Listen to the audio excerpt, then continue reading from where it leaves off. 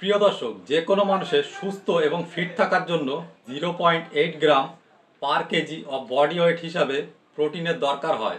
মানে কোনো ব্যক্তির যদি 60 কেজি ওয়েট হয় তবে তার 40 থেকে 45 গ্রাম প্রোটিনের দরকার হয় প্রতিদিন। আর যদি কেউ জিম করে অথবা হার্ডওয়ার্ক করে তাহলে তার প্রোটিনের আরও বেশি দরকার হয়। দেহের বৃদ্ধি, কোষ গঠন ও ক্ষয়পূরণ হলো প্রোটিনের প্রধান কাজ। এছাড়াও উৎসেচক ও হরমোন সৃষ্টি করা এবং অপরিহার্য অ্যামাইনো অ্যাসিডের চাহিদা পূরণ করা হলো প্রোটিনের অন্যতম কাজ। একটি বাড়ি তৈরি করার জন্য যেমনভাবে ইট সাজানো হয়, ঠিক তেমনি শরীরকে তৈরি করার জন্য প্রোটিনের প্রয়োজন হয়। প্রোটিন খাওয়ার ফলে শরীরের অতিরিক্ত ফ্যাট ঝরে গিয়ে মাসেল বৃদ্ধি পায়। প্রিয় দর্শক, আজ আলোচনা করব কোন কোন খাবার থেকে আমরা প্রোটিন পেতে পারি। তাই ভিডিওটি সম্পূর্ণ দেখার অনুরোধ রইল। প্রথম যে প্রোটিনযুক্ত খাবারটির কথা বলবো সেটি হচ্ছে মাছ।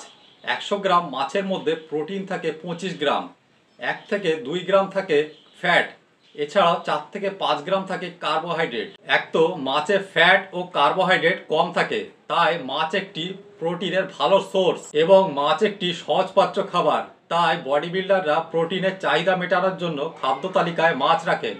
তবে মাথায় রাখতে হবে মাছকে খুব কড়া করে ভাজলে চলবে না, হালকা করে ভেজে নিতে পারেন।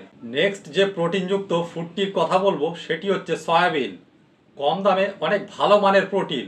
100 গ্রাম সয়াবিনে 52 গ্রাম প্রোটিন থাকে, 33 গ্রাম থাকে কার্বোহাইড্রেট, এছাড়াও 0% থাকে ফ্যাট। তবে সারাদিনে আপনি 100 গ্রামের বেশি সয়াবিন খেতে পারবেন না, কারণ সয়াবিনের মধ্যে এক ধরনের হরমোন থাকে যেটি আমাদের শরীরের মধ্যে থাকা হরমোনকে ডিসব্যালেন্স করে দেয়, যার ফলে শরীরে বিভিন্ন রকম সমস্যা দেখা দেয়। এছাড়াও থাইরয়েড থাকলে সয়াবিনকে অ্যাভয়েড করবেন। গোটা সয়াবিন ডাইজেস্ট হতে একটু সময় লাগে, তাই চাইলে আপনি সয়াবিনের ছাতুও খেতে পারেন।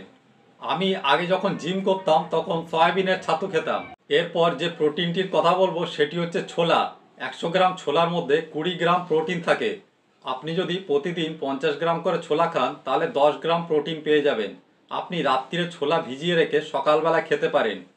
ভেজানো ছোলা খেয়ে ডাইজেস্ট করতে সমস্যা হলে সেই ছোলা আপনি জলে সিদ্ধ করেও খেতে পারেন।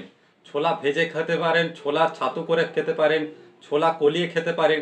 আপনি যেভাবেই খান না কেন সমান উপকার পাবেন। আপনি যদি ছোলা খান তাহলে প্রোটিনের সাথে সাথে আপনি ফাইবারও পেয়ে যাবেন, যে ফাইবার আপনার রক্তের এলডিএলকে মানে খারাপ কোলেস্ট্রলকে কম করতে সাহায্য করবে। নেক্সট যে প্রোটিনটির কথা বলবো সেটি হচ্ছে ডিম। একটি কথা আছে, সানডে হইয়া মানডে, রোজ খাইয়া আন্ডে। একটি ডিমের মধ্যে 6 গ্রাম প্রোটিন থাকে। সাদা অংশে থাকে 4 গ্রাম প্রোটিন এবং হলুদ অংশে থাকে 2 গ্রাম প্রোটিন এবং ফ্যাট থাকে 5 গ্রাম। তাই ডিম থেকে শুধু প্রোটিন পেতে চাইলে ডিমের সাদা অংশ খেতে হবে এবং ডিমের যে সাদা অংশে প্রোটিন থাকে সেটি আমাদের শরীর খুব তাড়াতাড়ি অ্যাবজর্ব করে নেয়। কিন্তু আপনি যদি ওয়েট বাড়াতে চান তাহলে সাদা অংশের সাথে সাথে হলুদ অংশ খেতে হবে। এরপর যে প্রোটিনটির কথা বলবো সেটি হচ্ছে পনির। 100 গ্রাম পনিরের মধ্যে প্রোটিন থাকে 18 গ্রাম, ফ্যাট থাকে 21 গ্রাম এবং 5 থেকে 6 গ্রাম থাকে কার্বোহাইড্রেট। পনির একটি কমপ্লিট কার্বোহাইড্রেট, কারণ পনিরের মধ্যে 9 ধরনের অ্যামাইনো অ্যাসিড থাকে। তাই যারা মাছ, মাংস ও ডিম খান না তাদের জন্য পনির হচ্ছে প্রোটিনের খুব ভালো সোর্স। পনিরও আপনি যদি না খেতে চান তাহলে ছানা খেতে পারেন। পনিরের মধ্যে যে পরিমাণ প্রোটিন থাকে ছানার মধ্যেও সেই একই পরিমাণ প্রোটিন থাকে। প্রোটিনের চাহিদা মেটানোর জন্য লাস্ট যে খাবারটির কথা বলবো সেটি হচ্ছে ডাল। ডাল হচ্ছে প্রোটিনের খুব ভালো একটি সোর্স, কারণ 100 গ্রাম ডালে প্রোটিন থাকে 20 থেকে 25 গ্রাম, কার্বোহাইড্রেট থাকে 60 থেকে 65 গ্রাম এবং ফ্যাট থাকে 1 থেকে 2 গ্রাম। মুসুরের ডালে ও মুগ ডালে সব থেকে বেশি প্রোটিন থাকে। মুসুরের ডালে প্রোটিন থাকে 25 গ্রাম এবং মুগ ডালে প্রোটিন থাকে 24 গ্রাম। প্রিয় দর্শক, আশা করি আজকের ভিডিওটি আপনাদের ভালো লেগেছে ও ইনফরমেটিভ লেগেছে। যদি ভালো লেগে থাকে তাহলে একটি লাইক করবেন, কমেন্ট করবেন এবং আমাদের চ্যানেলটিকে সাবস্ক্রাইব করবেন নতুন নতুন ভিডিওর আপডেট পেতে। সুস্থ থাকবেন, ভালো থাকবেন, দেখা হবে পরের ভিডিওতে। ধন্যবাদ।